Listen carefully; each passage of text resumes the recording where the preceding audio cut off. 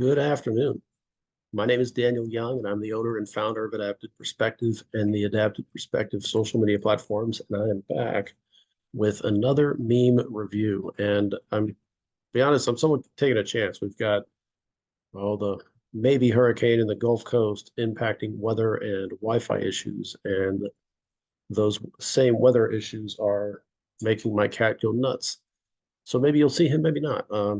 Probably hear him as I record this. So this is an unedited video. I like raw videos, so who knows what you'll hear in the background as I fill this in my house. I am not a financial advisor. I am a financial strategist, and I don't speak like the herd.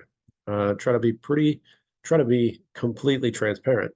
Um, and I speak my mind and will be honest with you. I walk in limited company, and sometimes I walk alone. Again, my cat in the background.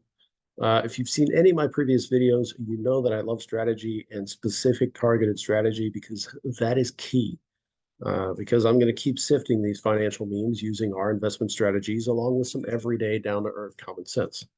And you get to hear my text message announcements in the background too. So please know that I'm not out to slander anybody. I'm just interested in separating the good from the bad when it comes to financial advice because none of us want bad financial advice as we navigate our finances. So, shared screen. So, this is my Pinterest account, and we're operating off this memes board. And if you scroll down to the end, I've done several memes already, or we'll say critiqued several, really all of these memes that I'm scrolling through. And currently, we are on this one. And these financial ones really do take some time to put together because I'm comparing these investments to investing in closed-end funds. So I routinely call this advice for the financially illiterate because there's a better way, quite honestly. And there are a ton of people that just buy single stocks, a ton of people, but there's a better way. Let me show you. So I like data and spreadsheets. Maybe there is a better way to do this. I don't know. It's kind of hard to get down to the nitty gritty in memes. So these are the 12 companies, or sorry, these are the 10 companies. These are the 10 companies mentioned in that meme, and they all pay quarterly. You'll pay varying amounts of money for them, anywhere from say 28.50 to nope, there's another one, 407, and the data is as of yesterday. You pay full price for all of them. You get pretty crappy dividends. I mean, it's amazing that some of these pay dividends at all, but you really just get crappy dividends across the board. And altogether, I mean, 2.3 is less than inflation. If you believe the Fed, if you believe the Fed, you're scraping inflation on a standard year. So you're not growing your money. If you're like me and think the Fed fluffs inflation, they say it's 2%, but it's really like 4%, then you're losing almost 2% here. You know, and the advice I continue to hear is buy Apple, it'll grow 10% in the next 5 years. Well, that's a 2% growth a year. They're paying you this with that 2% growth. We'll just say we'll make it easy math. That's 245 and inflation is 4. You're losing money. Doesn't look like it. It's quiet. It's super quiet inflation. It's like, oh my gosh, Apple's gained share value. They're paying you piss. And in 10 years, your share value has gone up. Yes, they have paid you dividends, and your money has been devalued at a rate higher than what you're making. So if you're going to spend 2 grand on one share of all of these 10 companies, you'll get $32 a year paid out quarterly, and they all pay on different quarters. They all pay at different times. So it's not like you're getting $32 a quarter, or sorry, it's not like you're getting $8 a quarter. You're just getting $8 at random whenever they pay. So it's not consistent in that it's paying at a specific metric 2, 5, 8, 11, 4, 7, 10, 12. Some pay the same month, some don't, right? So instead of that, if you're going to pay this amount and get this amount, which is a crappy payout, you can buy closed-end funds, which if you consider a mutual fund that has all these other funds inside of it, that's like a closed-end fund, except that it's a closed system. You can only have so many shares. So when those shares are in hot demand and supply is low, value goes up. When those shares are um, unwanted for any number of reasons, you can buy a lot of shares, the value goes down. Okay, they pay amazing dividends, amazing dividends. And if you want the same 10 companies, just between these two, I mean, there's several more companies where you can find a lot of the same picks. I've done a separate meme review where I've compared ETW and I want to say ETB, sister funds under the same umbrella, slightly different portfolios. Um, and it's not just blue chips, but USA is a blue chip powerhouse. They've got quite a bit inside their portfolio. And I mean, it's discounted at the moment in that you can buy it for cheaper than it's worth, but it's not a significant discount historically. So you can still buy it on discount. You still get an amazing dividend. And if you notice, we sold it. Why? I mean, yes, stellar dividend, but we sold it because it's an automatic dividend reinvestment program, meaning they will pay you those dividends and then they'll take them right back and swap them out for more stock shares. And that's just not my style. I would much rather have that cash in hand so I can invest it where I want to at the time being. So you can get paid quarterly, which in their version of quarter is 1369, with an occasional, I want to say it's an occasional rare special dividend paid in December, but it's 1369. So it's an alternate um, category one. Category one would be, or it's an alternate category three. Category three would be 36912. And instead of the 12, it's one, right? Or you flip it on the other side, it's 1369. But we sold it because it is a dividend reinvestment program and it's automatic and it's really hard to get out of. Or maybe there is no way out on my platform. So we dumped it. And this one is on my wish list, as is another one inside uh, that sister umbrella.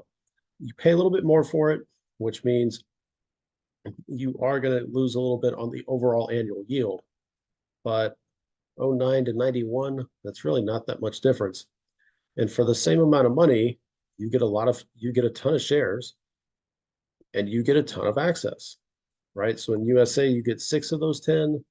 In ETW, you get 7 of those 10. I'll flash this box up here again so you can read this. You can pause it and read this. And then same thing here. Let me go back. Same thing here. So you get a lot better access. Now, closed-end funds, you can buy it for less at a discount. Sometimes those are significant historical discounts. You can choose when you get paid, I mean, quarterly or monthly. I prefer monthly, especially consistent in monthly. And for the same amount of money, you can buy a lot more shares. So you, gosh, you get into the market cheaper. You get a ton more access. Instead of buying just a fund, you can buy a ton of funds underneath one closed-end fund umbrella system. You get much better dividends, and you do get a ton more access. You also get a lot more risk, or you get a lot less risk in that, say, bank for whatever reason the banking industry goes down. Not everything is inside the banking industry.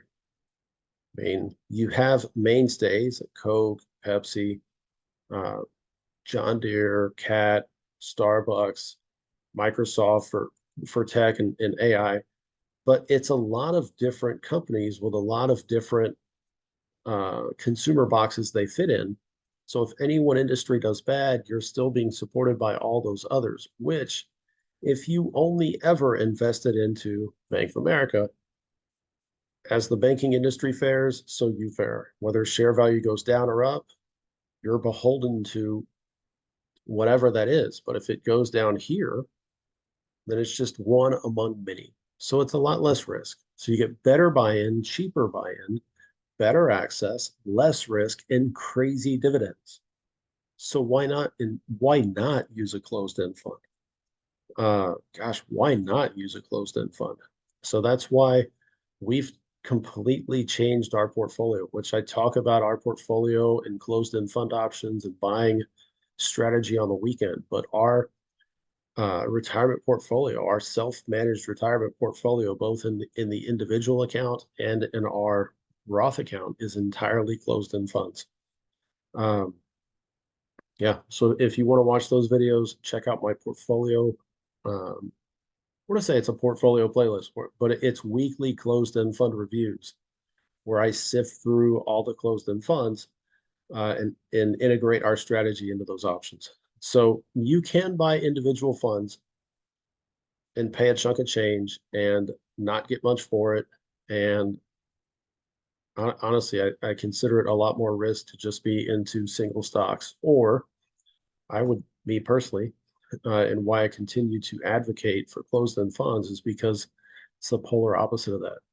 Cheaper buy-in, discounts, oftentimes historical discounts, better dividend payouts, a lot of monthly payers.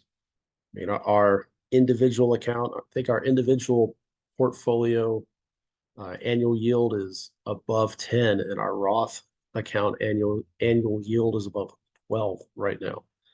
Um, we're just using the system we developed for our benefit and sharing that on these weekly videos. So I will continue I don't want to say going in circles, but I will continue going in the circle of championing closed-end funds if I keep going. So if you like the content, consider subscribing to my channel, hit the like button, and then head over to Facebook and join my group there called Navigate Your Finances.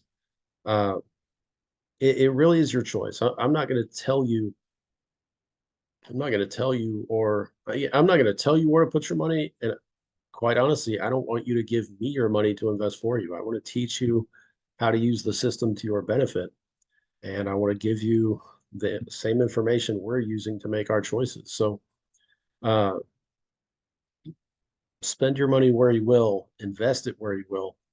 But if you're interested in the closed-end fund scene and giving that a chance, then check out my portfolio playlist and do a little reading, do some digging, and see how closed-end funds can benefit your portfolio.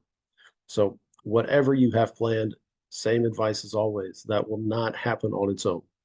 Whatever you're hoping for, whatever you're shooting for, whatever you're looking for in retirement, you've got to make it happen. So I wish y'all a great week. Uh, Say last, I guess, but certainly not least, this will post on September 11th. And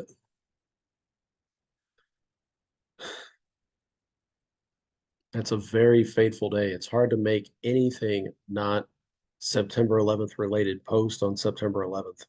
Um,